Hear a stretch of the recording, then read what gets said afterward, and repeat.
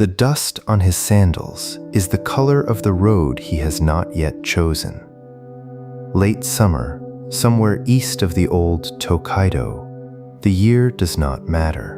A ronin stands where 3 roads break apart in front of him.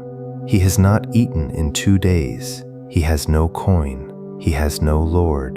The light is dying in the western pines, and the silence between his 3 choices is louder than any battlefield he has walked away from. The left road runs north into low forest, toward a city where men of his kind hire themselves out to merchants for the kind of work that does not require a name. The right road bends east toward the coast, toward a quiet headland above the sea, where a sword and a single careful cut would end the question of him. The middle road climbs west into the mountains, toward a teacher he has heard of only in rumor, who is said to take in men with nothing left and to teach them a discipline he does not yet know how to want. He stands at the heart of the crossroads. He does not move. This is a parable preserved in the old country style, passed from teacher to student, the way Hagakure was passed, the way the koans of the Rinzai lineage were passed, by retelling, by repetition, by men who understood that some lessons are too important to leave to chronology.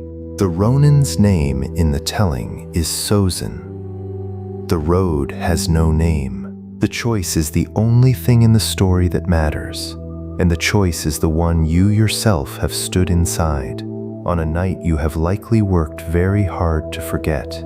You will not forget it again after tonight. Welcome to Will and Wisdom. If something in this story lands tonight, a quiet like helps another seeker find this fire. Share in the comments what landed. Another viewer needs your words tonight, so do not hold back. Subscribe if you want more of this each week. Now, the dust, the dying light, the 3 roads. Sozin is 34 years old. He carries 1 long sword, 1 short sword, a satchel containing a wooden bowl, a flint, a folded letter he has not opened in 9 days, and the last memory of a lord he watched die in a winter campaign that no chronicle will ever record because the winners did not consider the dead worth recording. He has not slept under a roof in 2 weeks. He has not been called by his proper name in 4. The face that looks back at him in still water is no longer a face he recognizes as his own. The 3 roads were not chosen by him. They were arrived at. He has walked for 9 days along a single road from the north, a road he can no longer return up because the village at its mouth has already turned him away. The roads ahead are not roads in the sense of destinations. They are the 3 answers that a masterless man in this country, in this century, can give to the question of his own remaining life. The left road, the road of dishonor, is the survivable one. He knows it. He has walked it for short stretches before. There are merchants in the coastal cities who will hire a swordsman who does not ask questions. There is work guarding cargo. There is work breaking up market square brawls for a man whose money comes from places no honest accountant would describe. There is work eventually beating debts out of farmers. None of it is the work he was trained for. All of it is work he can survive. A man can live a long life on the left road. The price is that he stops being a man whose lord, if his lord were alive, would still recognize him. The right road, the road of the careful cut, is the one his teacher would have understood. He knows the headland it leads to. He has seen it once, in his youth, on a coastal march. He knows the small pine that stands above the rocks. He knows the way the wind moves there in the late afternoon. He could be there by tomorrow evening. He could lay his short sword on a folded cloth and remove the question of his life in the way men of his class are taught, from childhood, to remove questions they can no longer answer. The middle road, the road into the mountains, is the one he cannot read. He has heard in 3 inns over the past 9 days the same name spoken in different ways. A teacher in the Western Range who is said to take in masterless men. A teacher who is said to ask nothing of his students except that they sweep and carry water and sit in a small, unheated room before dawn until the sitting itself becomes the lesson. A teacher who does not call himself a teacher.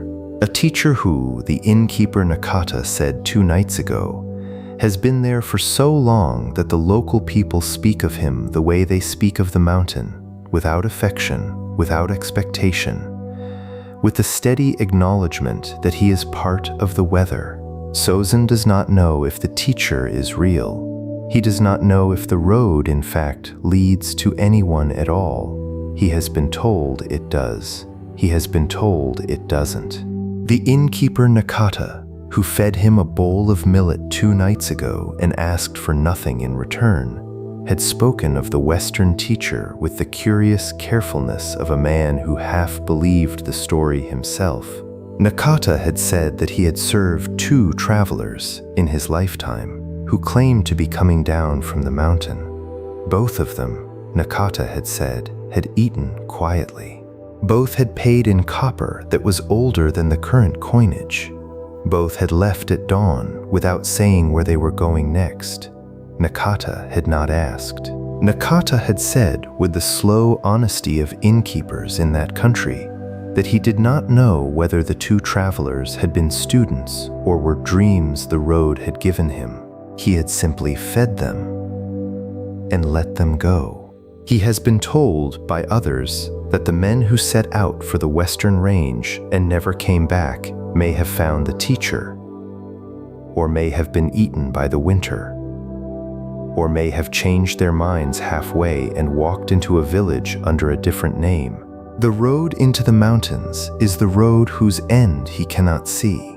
The dust raised by his own arrival is still hanging in the air around his sandals. He notices this. The wind has not yet taken it.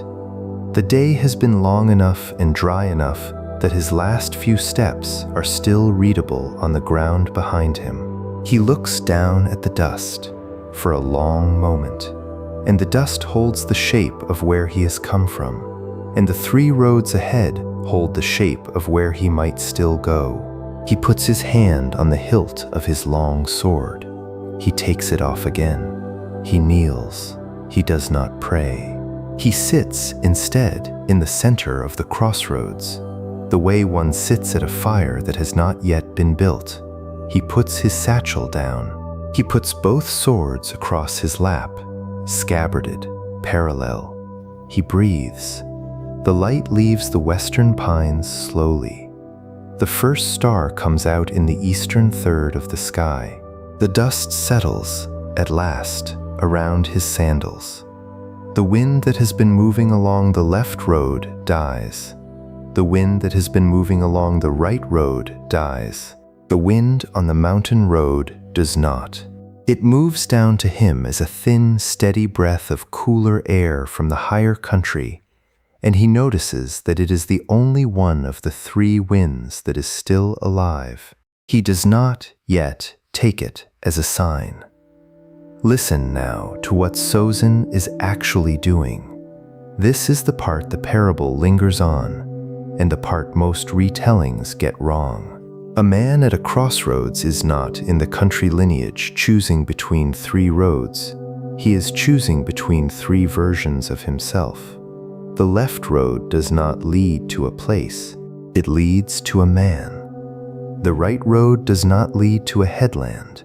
It leads to the small, clean ending of a particular kind of self. The middle road does not lead to a teacher. It leads to a discipline that, if he steps onto it, will dismantle and rebuild the man who is currently sitting in the dust. Sozin knows this. He has been taught this since the age of 7. The teaching is not new to him. The teaching is the one teaching every samurai child in this country is given, in some form, before he is old enough to question it, that the man who walks the road is not the man who arrived at the crossroads. The road remakes him. The road he chooses is the road that chooses what he becomes. What is new to him tonight is that he is the one having to do the choosing. While his Lord was alive, the road was given. While his teacher was alive, the road was given. While his household existed, the road was given. He had never in his life sat in the dust at a three-way fork and understood that no one was going to choose for him. This is the part of the story that the country lineage marks by retelling again and again, not the choice itself, the moment before the choice, the moment in which the man at the crossroads discovers, for the first time, that the choice is his and was always his, and that the structures he believed were choosing for him were only the kindness of structures that had not yet failed. His Lord is dead. His teacher is dead. His household is dispersed. The three roads in front of him are not a tragedy. They are the truth of his condition. They have always been the truth of his condition. The Lord, the teacher, the household, they had merely been the soft cloths that kept the truth from rubbing him until he bled. Tonight, he bleeds. Tonight, he sits in his own dust, in the center of three roads, with the first star showing in the east, and he understands what his teacher tried to tell him on a winter morning when he was 19 years old and did not yet have ears.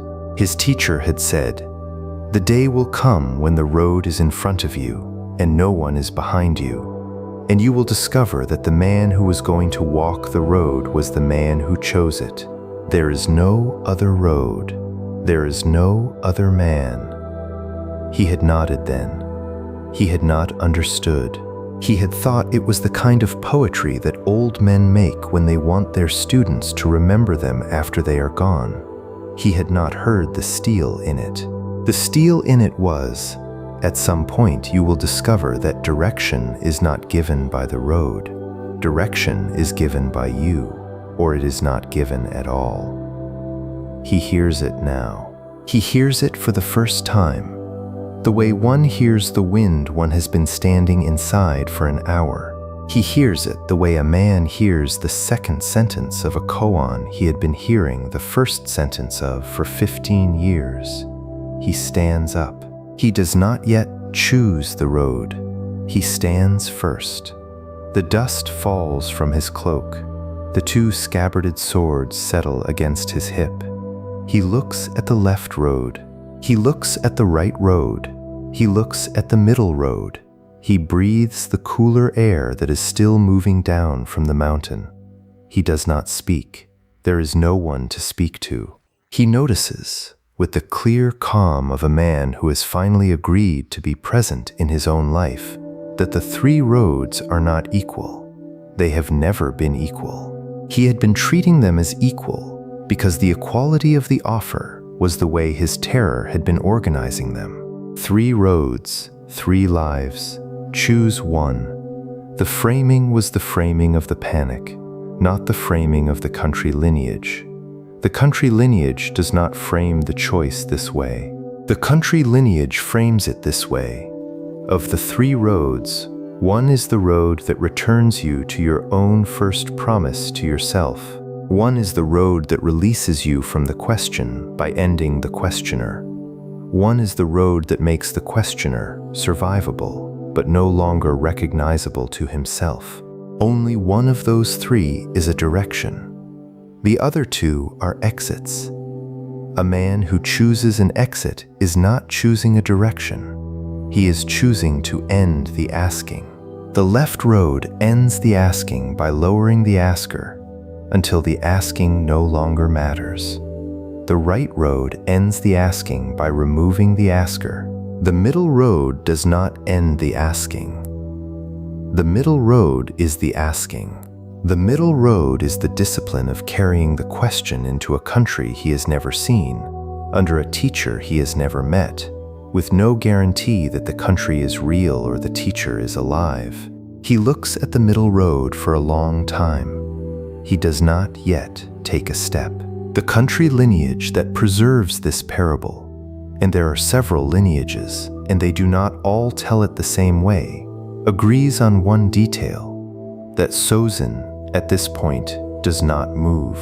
He stands in the center of the crossroads for the length of time it takes the first star to be joined by a second, and then a third. He stands for the length of time it takes the moon, that night a thin crescent, to rise high enough to throw his shadow forward across the dust. He stands until his own shadow, falling forward, points down one of the three roads. The parable does not say which one. The parable, in the country style, refuses to say which one, because the parable is not, in the end, about which road Sozin takes. The parable is about the standing. The parable is about the moment at the center of the crossroads, when a man stops treating the three roads as equal options and begins reading them for what they actually are: two exits and one direction, two endings of the asking and one discipline of carrying it, two ways of going dead while walking and one way of staying alive enough to be remade. A man who can read the three roads does not need the parable to tell him which one he walked. He already knows. He has always already known. The parable is the moment of the reading, not the moment of the step. The step is private. The step is his. The step is in the country lineage considered too sacred to record. But the standing is the lesson. The standing is what the parable preserves. The standing is what the old teachers in the mountain dojos and the small village temples and the dirt floor inns where this story is still told over rice and weak tea want you to understand.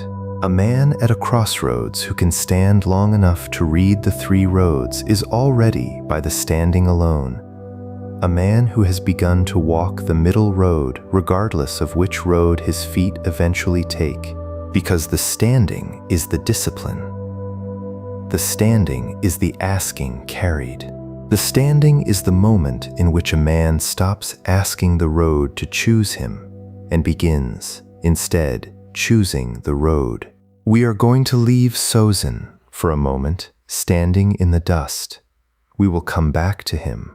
The parable comes back to him. But first, we have to look at the two roads he does not take, because the country lineage, in its longer retellings, follows each of them separately for the length of an evening, so that the listener understands what was being refused at the crossroads. The left road. Imagine the man Sozin would have become. He arrives at the coastal city in 5 days. He finds the merchant district. He inquires, in the careful, low voice of a man who has done this before, after work for a swordsman who does not require references. He is hired by the third house he asks. The work is, at first, exactly what he expected. He stands behind a wealthy man as the wealthy man walks through the harbor district. He breaks up a fight, twice in his first month, with the flat of his blade. He sleeps in a small, dry room above the merchant's warehouse. He eats twice a day. The merchant pays him in coin and rice. After 3 months, he stops thinking about his old lord. After 6 months, he stops thinking about his old teacher. After a year, the letter folded in his satchel, the one he has not opened in 9 days at the crossroads, the one his teacher had pressed into his hand on the morning he was sent away, is in a wooden chest in his small, dry room, and he has stopped noticing that it is there. After 2 years, the merchant asks him to do work that is not the work he was hired for. The work involves a farmer in the hill country who owes the merchant money and does not have the money. Sozin does the work. He does not enjoy it. He does it. After 3 years, he is doing this kind of work more often than the other kind. After 5 years, he is the man the merchant sends, when the situation requires a particular kind of seriousness. He is well fed, he is well clothed, he has saved enough to perhaps marry, though he has not. He is 40 years old, and the face that looks back at him in still water is not the face that arrived at the crossroads, but it is a face he has agreed not to look at too closely. He lives on the left road to be 61. He dies of a fever in his small, dry room above the warehouse, alone. The merchant, by then, is a different merchant, the son of the man who hired him, and the son does not know what work his father's old swordsman used to do, and does not ask. The neighbors bury him in a small temple cemetery a half-day's walk inland. There is no name on the marker. He has not used his old name in 30 years, and never gave the merchant his new one. This is the man the left road makes. He survives. He is fed. He is sheltered. He is, by any honest accounting, alive in the body and dead in the spirit, and he has stopped noticing the difference. The country lineage does not condemn this man. The country lineage mostly mourns him.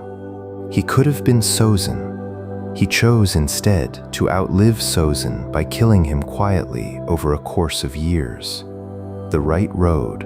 Imagine the man Sozin would have become. He does not become a man. He becomes a moment. He arrives at the headland the next evening. He finds the small pine. He sits for a long time with his back against it, watching the sea, until the color of the water has gone from gray-green to gray-black to the dark gray of starlight on a moving surface. He removes his short sword from its scabbard. He folds the cloth from his satchel. He lays the cloth on the rock in front of him. He places the blade on the cloth. He does the things in their proper order that he was taught at the age of 15 by an instructor in his old household. He performs the last act with the calm precision of a man who has been rehearsing it without meaning to for 9 days. His body is found by a fisherman the next morning. The fisherman is shaken. The fisherman goes to the nearest temple. The temple sends a monk. The monk, by the look of the dead man's clothes and the care of his folded cloth and the position of the swords, understands what he is looking at. The monk performs the rites. The body is cremated. The ashes are scattered into the sea below the small pine. No one knows the dead man's name. No one ever knows the dead man's name. The fisherman, when he is old, will tell his grandson about the masterless samurai who came to die on the headland, and the grandson will tell the story to his own children, and somewhere in the telling the dead man's silence will become a kind of voice, a kind of whisper carried on the sea wind, that does not bring comfort to any of the men who hear it. The country lineage does not condemn this man either. The country lineage understands him. The country lineage understands that a man may stand at a three-way crossroads and may decide that the question of his own continuance is a question he is no longer willing to carry. The country lineage understands that the careful cut is an answer, but the country lineage notes always the same thing about the careful cut. It is the answer in which no further answer is possible. It is the answer that closes the asking by closing the asker. It is, in the country lineage's grave way of putting it, the answer that mistakes the carrying of the question for the failure of the answerer. The carrying of the question is not failure. The carrying of the question is the question. The man who can carry it is the man who can walk the middle road.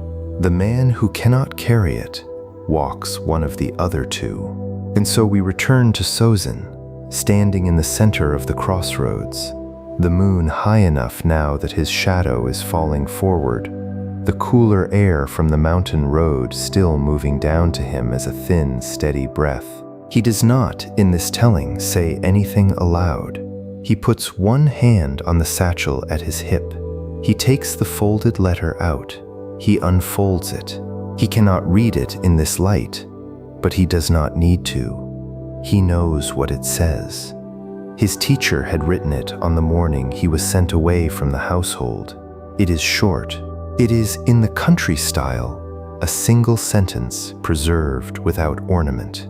The sentence is, "When the road is in front of you and no one is behind you, the road is yours, and so is the man who walks it." Sozin folds the letter. He places it back in his satchel. He takes the first step. You, listen to this. You have stood at this crossroads. You may not remember the dust. You may not remember the year. You may not remember the 3 roads in the precise shape they took. But you have stood there. You have been the man with no lord, and no teacher, and no household, and 3 roads in front of you that did not look like roads, that looked like exits, that looked like ways to stop the asking. You may have, more than once, taken one of the exits. The left road, in your version of the parable, did not lead to a coastal city. It led to a job you took because the pay was good and the silence was bearable. A relationship you stayed in because the alternative was the careful cut of being alone. A version of yourself you agreed to wear because the version underneath the costume was harder to look at. The left road in your life has many entrances. The dust on it is not the dust of a country road. It is the dust of 1,000 small surrenders that you stopped noticing at some point, and that are still on you even now, under your clothes. The right road in your version was not a headland. It was a thought. It was the small, dark thought you have had in the worst hours of certain nights, that the question of you could be answered by removing the questioner. You have not, you tell yourself, taken that road, but you have stood more than once in the place where it begins. You know the small pine. You know the position of the rock. You know the order of the things to be done. You have refused so far to do them. The refusal is real. The standing has cost you something. The standing is also in the country lineage, the beginning of the middle road. The country lineage knows this. It does not say so out loud, because the country lineage understands that some things are not improved by being said aloud.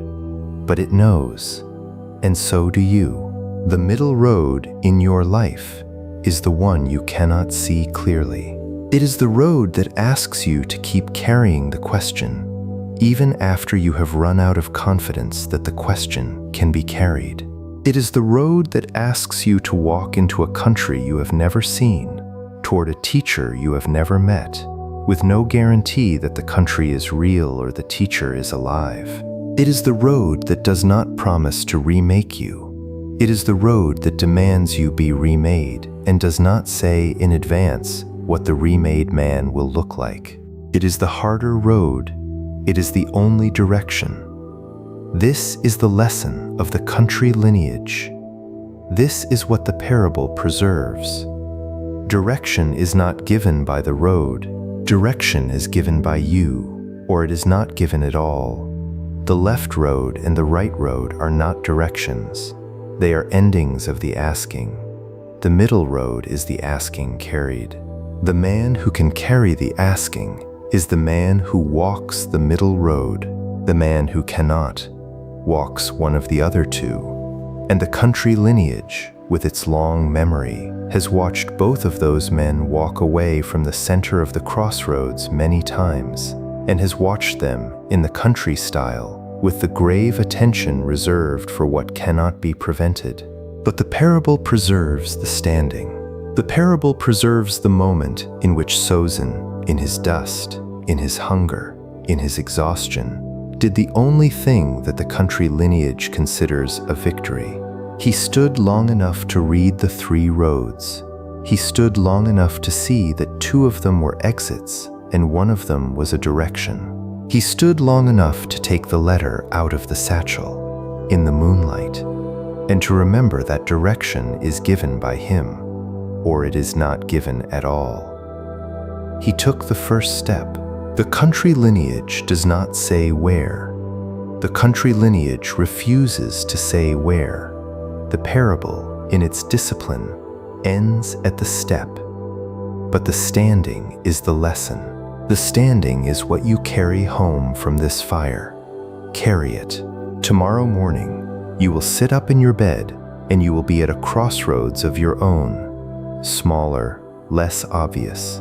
The kind that does not announce itself with 3 visible roads. You will be at the crossroads of getting up or not getting up. The crossroads of opening the message or not opening it. The crossroads of doing the thing you have been postponing or postponing it for one more day. Most of these crossroads will look like nothing. Most of them will be answered by your body before your mind has any say in the matter. You will not stand. You will not read. You will not look at the dust on your sandals and the dying light and the cooler air from one of the 3 roads. You will, by default, take the left road, because the left road is the road of the body that has not yet been asked to stand. This is the doctrine in its short form. You have to stand first. You have to read the 3 roads first. You have to notice that the equality of the 3 roads is a framing your terror is giving you, and that the country lineage reads the 3 roads differently, and that 2 of them are exits and 1 of them is a direction, and that direction is given by you, or it is not given at all. The standing costs something. Sozin stood in the dust, hungry, exhausted, with his Lord dead and his teacher dead and his household dispersed. And the standing was, for him, the entire work of the night. The standing is the work. The step that comes after the standing is the natural consequence of the standing. The country lineage knows this. It has been telling the parable for centuries because the standing is the part that almost no one does, and the step is the part that everyone wants to skip to, and the skipping is the reason most men, at most crossroads, take one of the exits and call it a direction. Do not skip the standing. When the 3 roads break apart in front of you, and they will, repeatedly for the rest of your life, stand in the center. Put your hand on the hilt and take it off again. Sit if you have to. Notice the dust. Notice which of the 3 winds is still alive. Notice which of the 3 roads is a direction and which 2 are exits. Take the letter out of the satchel, read it, or remember what it says. The letter says, in every lineage, the same sentence in different forms. When the road is in front of you and no one is behind you, the road is yours. So is the man who walks it.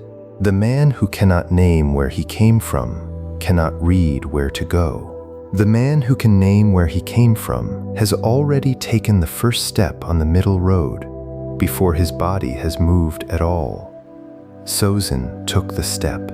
The parable refuses to name the road. The country lineage, in its discipline, refuses to name the road on his behalf, because the road, in the end, was his. The road, in the end, is always yours. The dust on his sandals settled, by morning, into the dust of one of the 3 roads. The parable does not say which, but you know which. You have always known which. You. Listen. The oar when there is no boat. The blade when there is no enemy. The road when there is no map.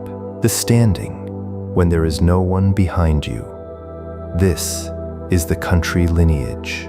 This is the lesson preserved by men who, themselves, had stood in the dust at 3-way crossroads and had read the 3 roads and had taken the harder step, and who had wanted you tonight 4 centuries later, in a room they cannot see, to know that you are not the first man at the crossroads, and you are not the last, and that the standing is the work, and the step is the natural consequence. Stand long enough to read the 3 roads. The middle road is always the harder one. It is always the only direction. The man who cannot name where he came from is dead while walking. The man who can has already begun. Go now. The crossroads is in front of you. The dust is on your sandals. The first star is already in the eastern third of the sky. The cooler air from the mountain road is moving down to you as a thin, steady breath. The letter is in your satchel. Take it out. Read it. Then put it back. Stand. Read. Step. The road, in the end, is yours. So is the man who walks it.